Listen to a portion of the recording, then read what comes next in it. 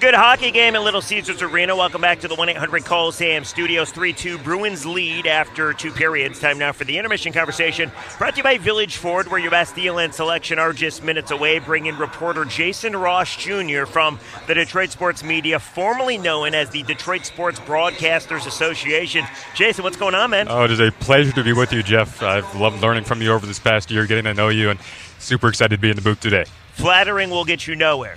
But I do like it, I must say. All right, so I thought it'd be cool because you and your colleagues, you guys come to every game, and whether it's you trying to do play-by-play or some of your colleagues like Mike trying to do graphics, you guys are learning on the job. And kind of talk a little bit about the Detroit Sports Media. Really cool. Anybody can do it, right? Yeah, so like you said, in July of 2017, we made the shift from the Detroit Sports Broadcasters Association to the Detroit Sports Media. The name change then brought us to covering sports in the city of Detroit. Pistons, Red Wings, Tigers. Had the pleasure of covering the NCAA tournament last year, the Belle Isle Grand Prix, Michigan hockey, Jonathan Knight. And like you said, anyone can do it. You head over to DetroitSportsMedia.com if you're interested in media. The goal of Detroit Sports Media and that name change was to branch out from not just broadcasters, but everyone in media, people who are interested in photography and video reporting, writing, as Mike does for us every game, graphic design. And it's been a pleasure to learn here. I'm specifically interested in reporting, and play-by-play is my passion. So, Jeff, like you said, I go up in the second level of our gondola, and I work on that. But, yeah, we also raise funds for broadcasting scholarships and kids with autism and high school broadcasting programs. And George Eichhorn and Trevor Thompson have done a marvelous job as the executive director and president.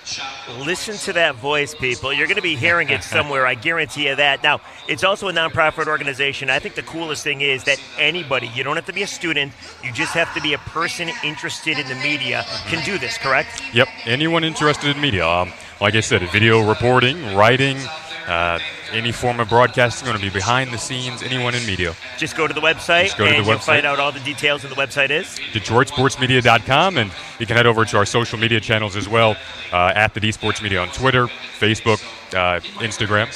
You've been to every game, at least a ton of games. You go to Piston games as well. You'll be going to Tiger games as well. Your passion is play-by-play. I've seen your stand-ups as well.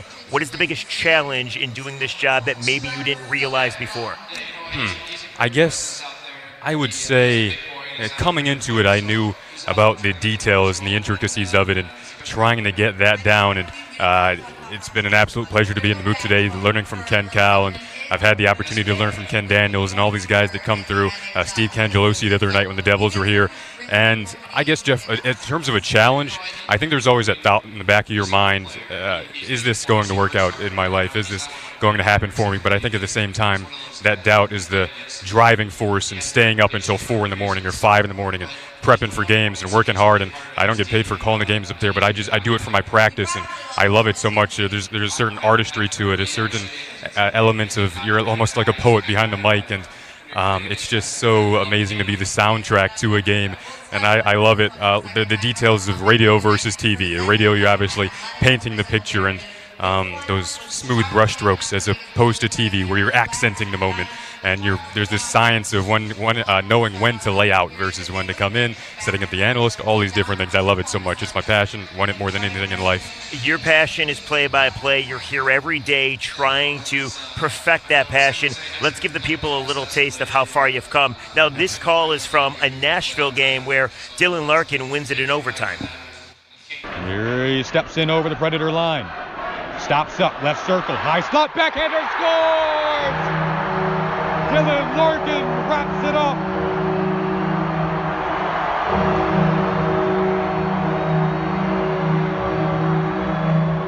What a game! Dylan Larkin, with 24 seconds to go in overtime, ends it 4-3 Wings.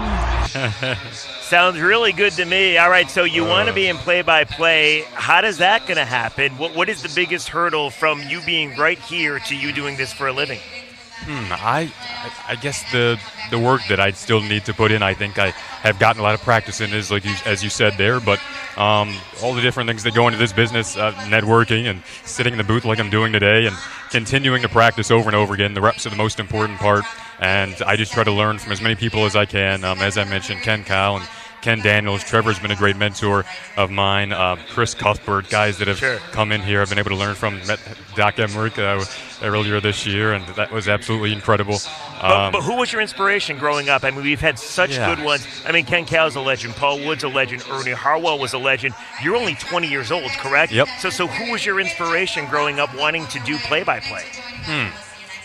I guess, oh, man.